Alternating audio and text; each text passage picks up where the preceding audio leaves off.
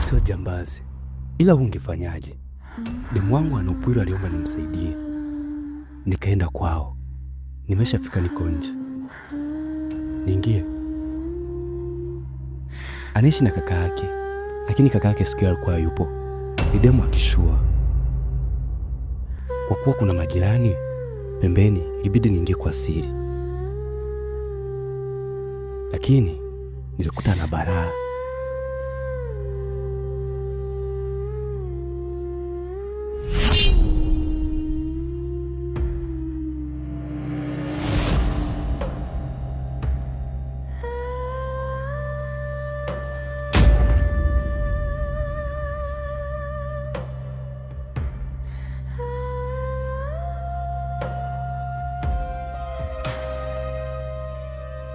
Nikamkuta dada mwenyewe yupo chini taabani, ikabidi nisogee nimwangalie tena. Ili nipa wasiwasi, ikabidi nimshike kidogo, nikagundua anakata moto.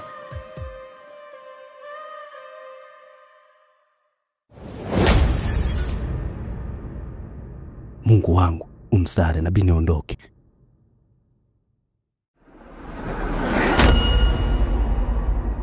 Ile nataka kuondoka, si nikasikia mtu anakuja.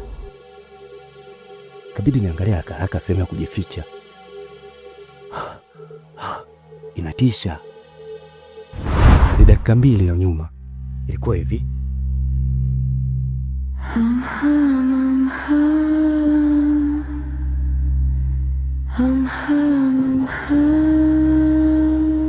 Hivi nimekuonya mara ngapi kuleta wanaume katika nyumba yangu?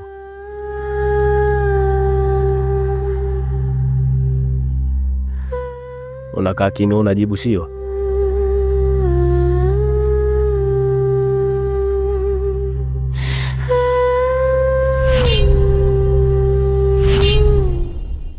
Sasa ni wakati huu. Mwamba si akaingia bana.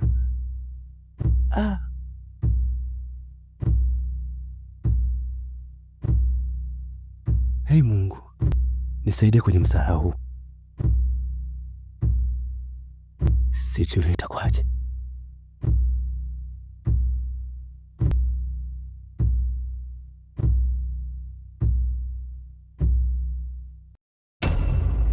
Jamaa kataka kufungua kabati. Nilikuwa naomba dua kama zote. Mungu nisaidie. Ghafla kuna mtu akawa kama anakuja. Jamaa ikabidi arudishe aondoke.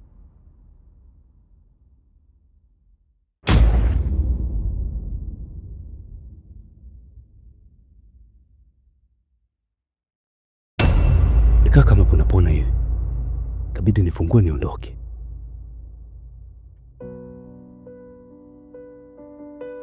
Aisee, hayaelezeki. Sio kama movie unavyoliona babu. Hii live sio mbeka kutokea.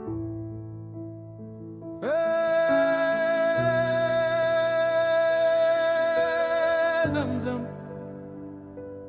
zamzam, zamzam.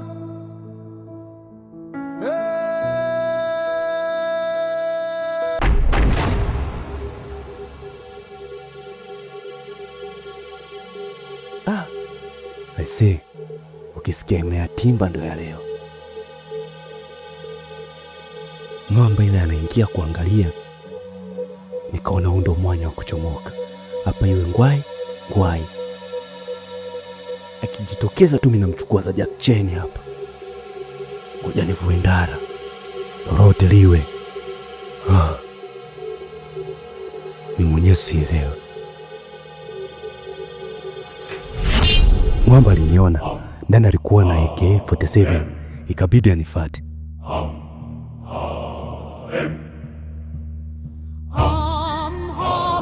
Toba! Kumejia kabati, kulikuwa kuna nani wewe? Kubaba. Mwamba mmoja mweusi hivi.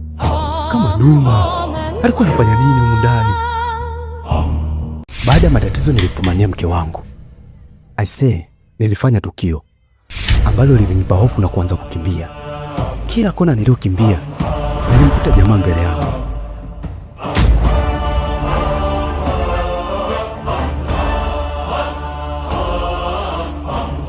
On my target.